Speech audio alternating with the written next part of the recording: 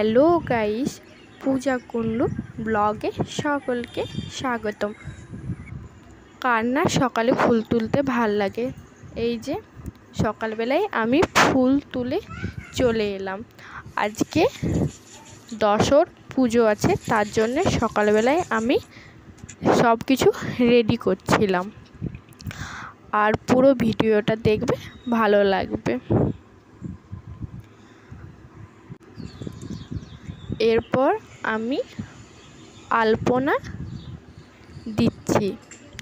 আমি সেরকম একটা আলপনা দিতে পারি না, যেমন জানি তেমনই দিই, তাই না?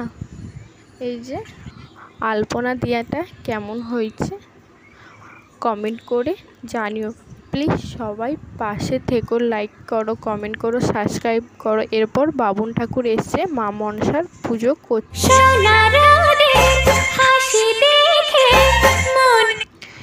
আমি স্নান করে চলে এসেছি, শরবত খাচ্ছি।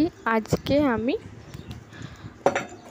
কি খাবো সেটা তোমাদেরকে বলবো। আজকে আমি আটা খাবো।